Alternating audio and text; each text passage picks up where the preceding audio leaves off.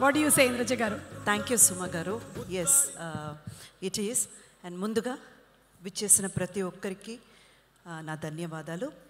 And ఇందాక మన producer గారు గూడూరు నారాయణ రెడ్డి గారి గురించి చెప్పినప్పుడు సొమ్ము దమ్ము అన్నారు. వాటితో పాటు ఇలాంటి మూవీ తీయాలంటే గట్టి సంకల్పం కావాలి. ఎందుకంటే అండి, ఏ ఒక్క విషయమైనా మనం ప్రారంభించినప్పుడు చాలా ఎనర్జెటిక్గా ఎంతూసియాసంతో ప్రారంభిస్తాం. కానీ వెళ్ళే కొద్దీ అంటే అది తీసుకునేటువంటి కాలక్రయం కానివ్వండి, లేకపోతే ఇంకా కొన్ని అడ్డంకులు పడతాయి. అండ్ ముఖ్యంగా డబ్బుల విషయానికి వచ్చినప్పుడు ఫినాన్షియల్గా చాలా మనం అనుకున్నది ఒక్కటైతే జరిగేది ఎక్కడికో వెళ్ళిపోతాయి. ఈ మూవీ కూడా అదే అయింది. 16 కోట్లు ఏదో అనుకున్నారు సార్, ఇప్పటికీ 51 కోట్లు వచ్చి నిలబడింది. అది ఎలా భరించారో తెలియదు, కానీ ఆ గట్టి సంకల్పం అయితే మాత్రం అంటే ఈ మూవీని తీసుకురావాలి, మరుగుపడిన చరిత్రని బయటకి తీసుకురావాలి, అన్టోల్డ్ అండ్ ఆ ట్రూ స్టోరీని అందరు ముందు పెట్టాలి అన్న సంకల్పం మాత్రం ఎక్కడ నీరు కారిపోకుండా sir, hats off to you. ముందుగా గూడూరు నారాయణ రెడ్డి గారికి చాలా చాలా గట్టిగా మనం అందరం కూడా చప్పట్లతో ఒక్కసారి హ్యాట్స్ ఆఫ్ చెప్పుకోవాలి.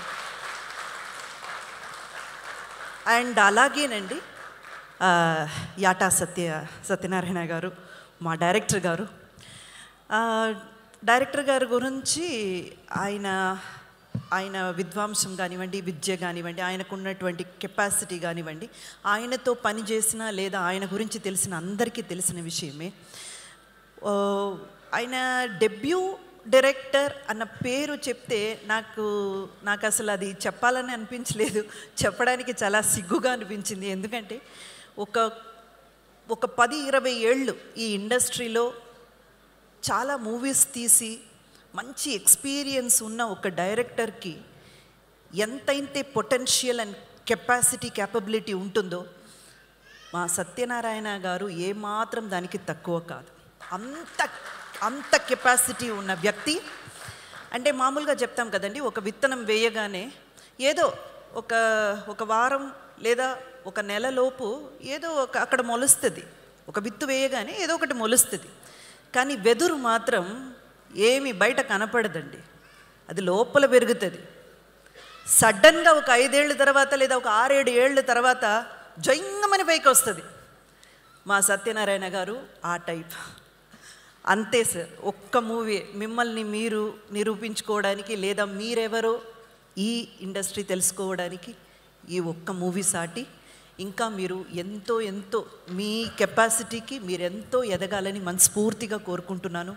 ఇకపోతే మనకు చీఫ్ గెస్ట్గా విచ్చేసినటువంటి మాధవీలత గారికి, అలాగే వెంకటరమణ రెడ్డి గారికి, రాకేష్ రెడ్డి గారికి అందరికీ కూడా సాగనం పలుకుతూ, చాకలి ఐలమ్మ ఇంతకంటే అదృష్టం ఏముంటుంది చెప్పండి.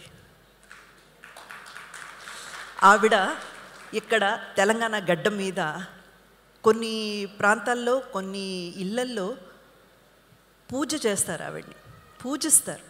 అటువంటి ఒక మహిళామూర్తి.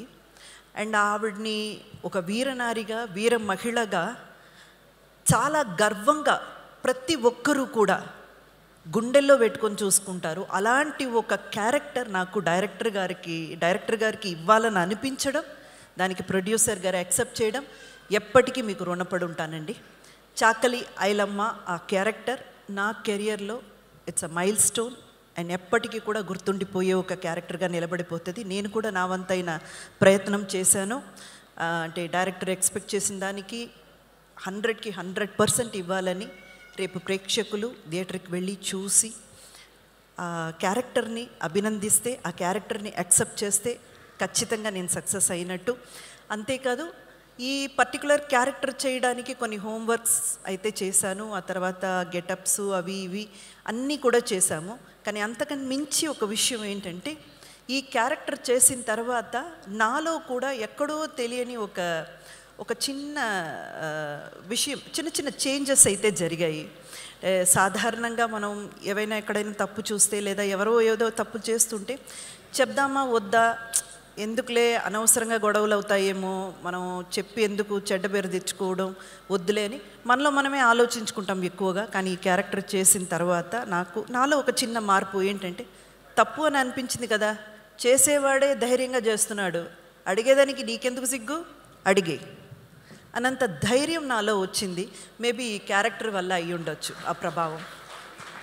సో ఇంతకంటే మూవీ గురించి చాలామంది మాట్లాడారు. మార్చ్ 15న రిలీజ్ అవుతుంది, మీరందరూ తప్పకుండా చూడాలి. అండ్ మళ్ళీ ఒక్కసారి ప్రతి ఇంటర్వ్యూలో నేను చెప్పిన విషయమే మళ్ళీ ఒక్కసారి మీ అందరికీ గుర్తు చేయాలని అనుకుంటున్నాను. ఇది యాంటీ ముస్లిం మూవీ కాదండి, ముందు అది అందరూ తెలుసుకోవాలి. ఇది యాంటీ ముస్లిం మూవీ కాదు, ఇస్లాత్కి ఆపోజిట్ అయిన మూవీ అస్సలు కానే కాదు. ఎందుకంటే మా డైరెక్టర్ గారు కూడా చాలా నిజాయితీపరుడండి. ఆయన అసలు మూవీ తీసినప్పుడు ఎక్కడ కూడా ఆ నిజాన్ని దాచలేదు. ప్రతి ఇంటర్వ్యూలో ఆయన కూడా చెప్పుకుంటూనే వచ్చారు. 7 నవాబులు మన తెలంగాణ గడ్డ చూసుంటట్టయితే 6th నవాబు మెహబూబ్ అలీ ఖాన్ గారు ఆ ప్రాంతీయ జనాలకి, అంటే మన తెలంగాణ జనాలకి దేవుడి లెక్క. ఆ విషయం కూడా ఆయన చెప్పారు. ఆ తర్వాత వచ్చిన మీర్ ఉస్మాన్ అలీ ఖాన్ ఆయన వచ్చినప్పుడే అన్నీ మారిపోయాయి. ఆ విషయాలన్నీ మీరు మూవీలో చూస్తారు. సో నిజాలు ఏంటి, అప్పట్లో ఏం జరిగింది, హిస్టరీ రజాకర్లు పీరియడ్లో ఏం జరిగింది అన్నది చూపించే ప్రయత్నమే తప్ప ఇది ఏ మతానికి వ్యతిరేకంగానో లేదు ఎవరికి వ్యతిరేకంగానో ఎవరిని కించపరచాలనో బాధ పెట్టాలనో తీసిన మూవీ అయితే కాదు. సో తప్పకుండా అందరూ కూడా వచ్చి మార్చ్ 15న రజాకర్ మూవీని థియేటర్లో చూడాలని వేడుకుంటున్నాను. Thank you so much.